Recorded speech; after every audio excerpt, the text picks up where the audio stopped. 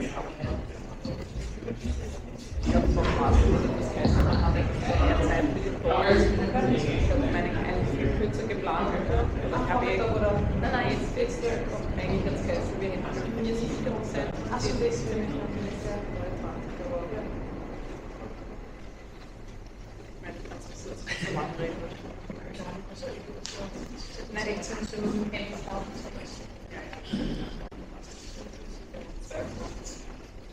All right, I think most are back in the room for our last few speakers. So welcome back, everybody. And Astrid, I think I'll give the floor right up to you. We've seen you today already. I think we need another introduction.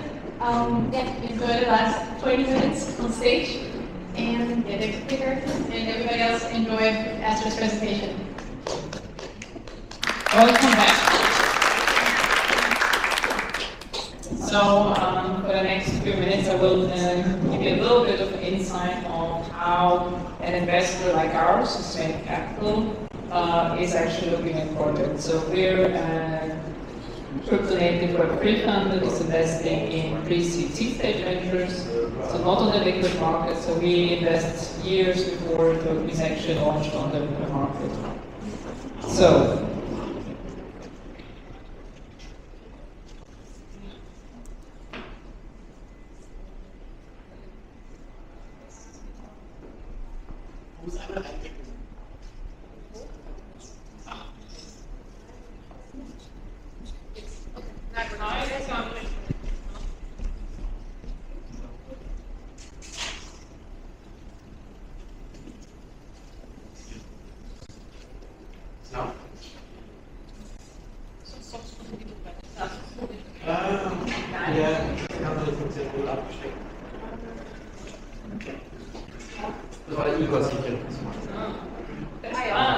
Sorry for interrupting. So as a little recap, just also to setting the scene, when we think about tokens, I mentioned it already in the morning, it is a financial incentive layer, right, on top of a blockchain. So you can have blockchains perfectly living without a token, and if you have a token, then you better make sure it has actually some real utility.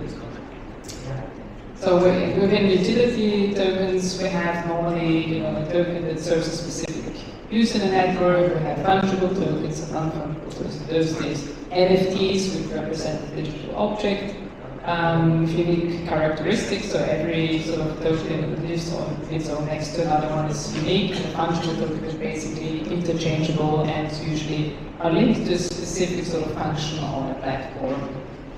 And you always should ask yourself, if you are looking at the token, for example, what is actually specific usage, right? So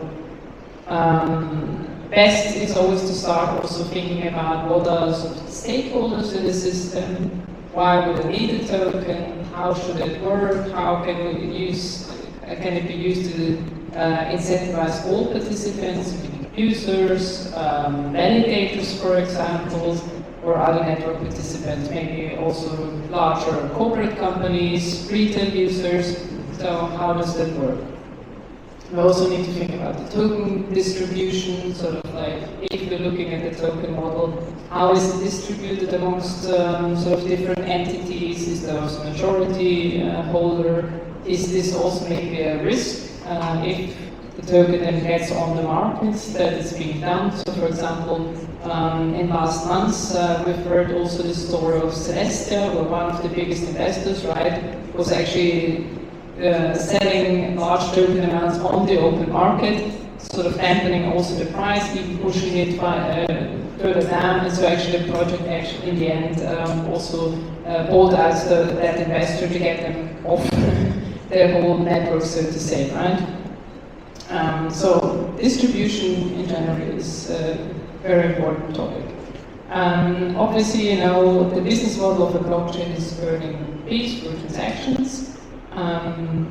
What does it look like? How are these fees then being used further in the ecosystem? So something that we should be looking for. And also, are there any other rights attached to it, like for example, governance? So can you vote for it? Sort of, what is the threshold? Do you need to be also staking these tokens to be able to participate in the governance decisions. So there are certain kind of different sort of elements that you also need to consider. And but the question is always like, is a token really required, right? So this is also something that is very key to us. That if we look at projects, do you really need this? And in the majority of cases, actually these days, the answer is no. So be very careful in what we invest in all these hundreds of thousands of tokens that is there. But when we think about when we approach a project, what are the different kind of criteria that we're looking for, right? So this is a very condensed slide for the kind of things that we look for. First of all, is the team. It's a very strong weight on that one. By the way, it's all published in the blog post as well, so you can actually have a look for that online also for us in the blog. What is the team? What is the capability of the team? How are different motivations? What is the experience? What is the expertise of these guys? You know, how do they actually react to certain challenges in an interviewing situation? So sometimes, you know, there is this good cop, bad cop, so distinction that we also have in our due diligence calls, just to get a feeling how people actually react to constructive criticism, or how they would also react in a situation where they need to sell their solution to a third party, right? So it's very important to see, you know, how do these people react. There are actually some funds that do psychometric tests. We don't do that formally. But it is an element that is certainly flowing in here as well, where we feel like, okay, what is really the commitment of these founders? And I need to say what we're very strict about is that we don't invest in part-time teams. So it's very important to us to see that people are really full-time dedicated to these projects and are not also being sidelined by other side projects. And it's obviously the whole product, so the product, the positioning, and the potential of the solution that they're building. Is there actually innovation? As I said earlier this morning, how many more stable coins do we need? Falls probably into here then, how many more, you know, layer 2s, layer 3s do we need? How many layer 1s do we still need, right?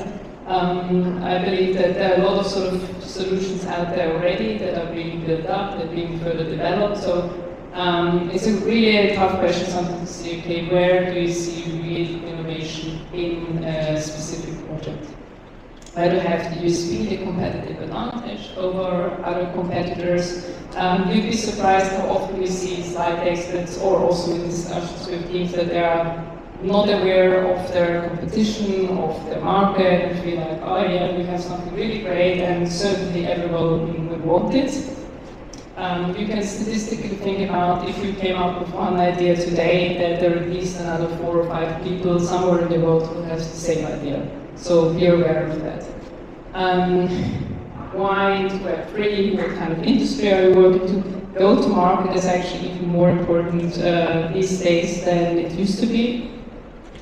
Because in the past we had a lot of cycles where a lot of hype was actually just working through, oh, we're getting listed on exchange XYZ or what else. So this is really also a very important thing to consider, what is actually the go-to-market strategy of this whole thing. It's one thing to build cool tech, it's the other thing getting others to use it, right? So it's something that you frequently see also in any time of innovation as well. So if you've worked a lot with or have experience with universities and you know all kinds of technologies that are being built there, it's really amazing what people can come up with, but sometimes they're just not able to translate it into real-world applications or even to access the market. In terms of technology, there's also a lot that we look at. So what is actually called quality? Are there any audit reports that we can go through? What are concerns? Are these already addressed? If not, what are the plans to actually go about these? We will also look at GitHub. We'll look at open repositories. Sometimes we will also ask for read access to private repos. If for certain reasons, I don't know, security concerns, intellectual property concerns, that people don't want to open it up. We said, okay, let's suggest a screen walkthrough that we get a feel for sort of the quality of your work. And obviously we're also always open to signing NDA if it's really warranted.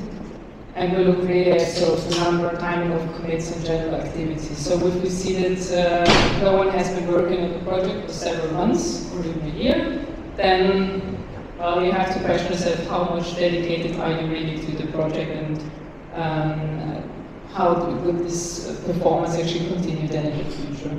We'll also look at, for example, the infrastructure, platform choice.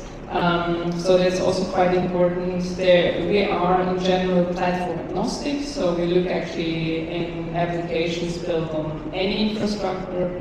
Having said that, there are some infrastructures that we are more likely to invest in versus other ecosystems. And in generally, we actually favor an approach of really being able to conduct a business model multi-chain, so that it's not really limited to a particular infrastructure.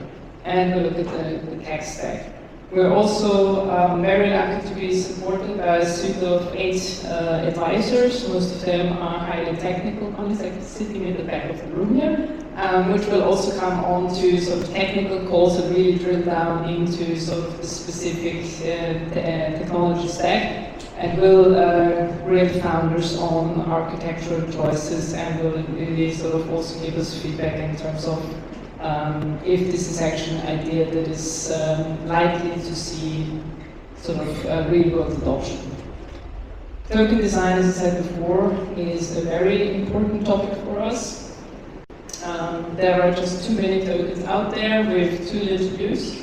A lot of it is still driven by hype and speculation, and I'm not saying that hype and speculation is a bad thing. It's part of crypto, obviously, but I think in time we need to move really to sustainable models that really show that there is a sort of incentive and alignment between all the people that, or all stakeholders in the ecosystem, maybe users, corporates, validators, anyone really access or machines, AI to that aspect as well, thinking about this, the discussion that we had in the morning. We will ask for token flow models. We will ask if people have thought about valuable mechanisms. Obviously, same like with any kind of financial projections that you already see in startups, this is open to change, right? But the baseline is you should have at least some idea and some basic assumptions why you think this token should actually accrue value, and spoiler governance and transaction fees normally don't couple. And again, what is the benefit of the token to the network in general? We also have one legal advisor who is also helping us very strongly on the legal and regulatory part of products.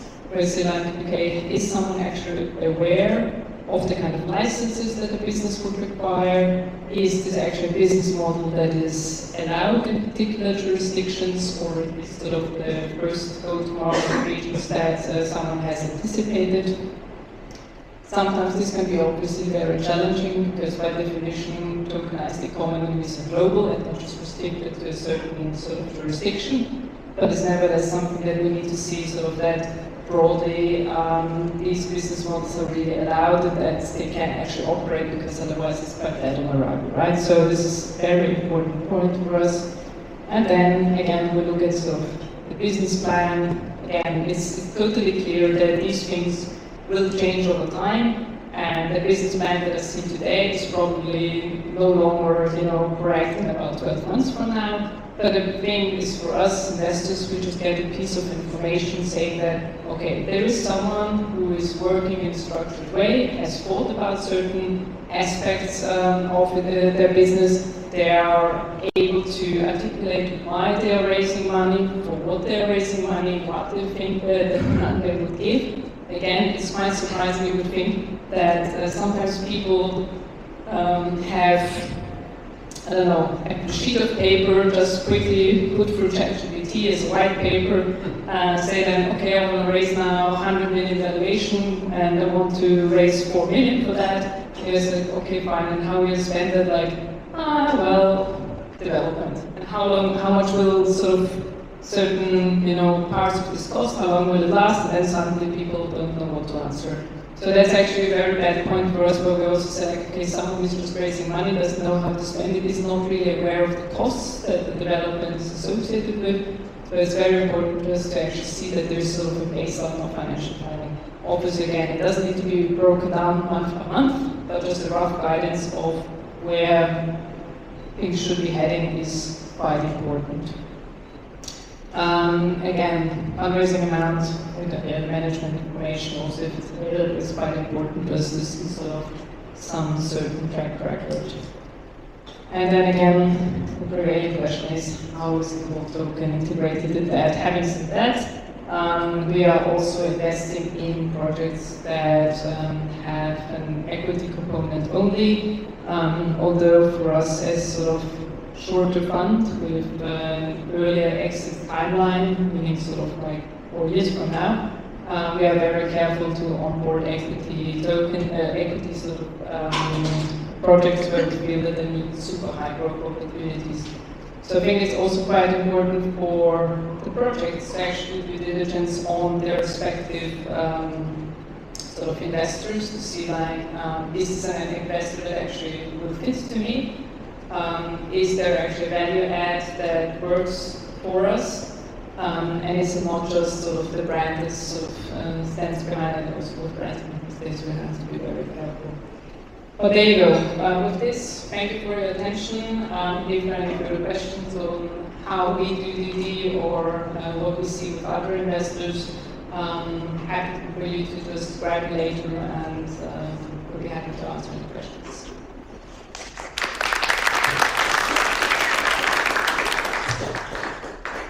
Thank you very much, Astrid, for giving us a little behind the scenes on how investment decisions are made pre-seed.